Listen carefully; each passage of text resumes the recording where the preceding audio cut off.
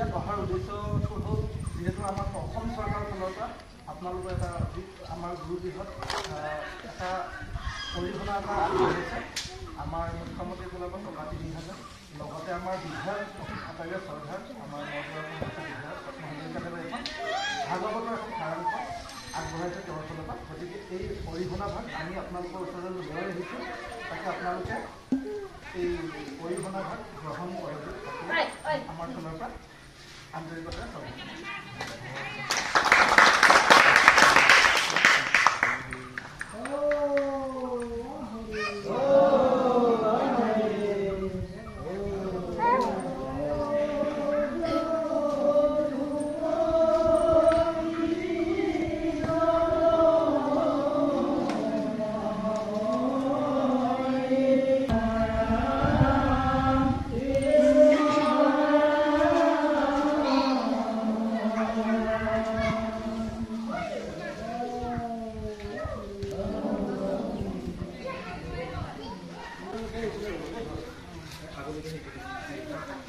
আমাৰ অসমৰ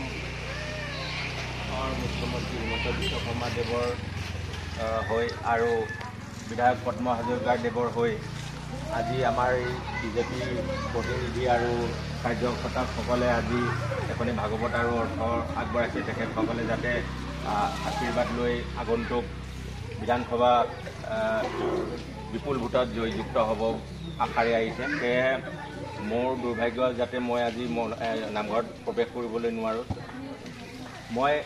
প্ৰথমতে মই আমাৰ পঞ্চায়তৰ আমাৰ সভাপতি মই পৰিচয় কৰি দিবলৈ ওলাইছোঁ। আমাৰ উটমাৰী পঞ্চায়তৰ সভাপতি বাবুলি ডেকা,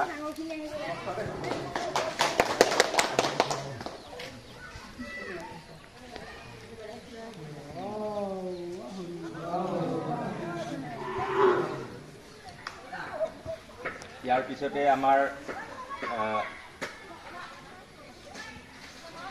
তিনিটা বুথৰ শক্তি কেন্দ্ৰৰ আহ্বায়ক ৰবীন তাঁতীদেৱ আৰু তেখেত আমাৰ উন্নয়ন সমিতিৰ যি চাৰিদুৱাৰ বালিপৰা উন্নয়ন সমিতি আছে তেখেত সম্পাদক হয় আৰু মন কী বাতৰো তেখেত প্ৰভাৰী আমাৰ চাৰিদুৱাৰ মণ্ডলৰ। তেখেতক মই পৰিচয় কৰাই দিব লাগিব। ৰবীন তাঁতীদেৱ আমাৰ মাজত উপস্থিত।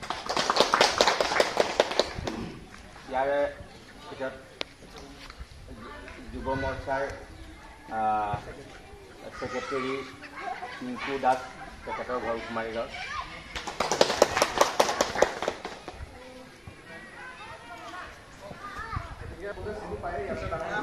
কামবোৰ কৰি যোৱা মই নিশ্চয়কৈ মানে যিখিনি মোৰ ফালৰ পৰা কৰিব লগা আছে সেইখিনি মই নিশ্চয়কৈ কৰি যাম বুলি আপোনালোকক প্ৰতিশ্ৰুতি দিম। গতিকে আমি এৰো সকলোকে নমস্কাৰ আৰু সেৱা জনাইছোঁ।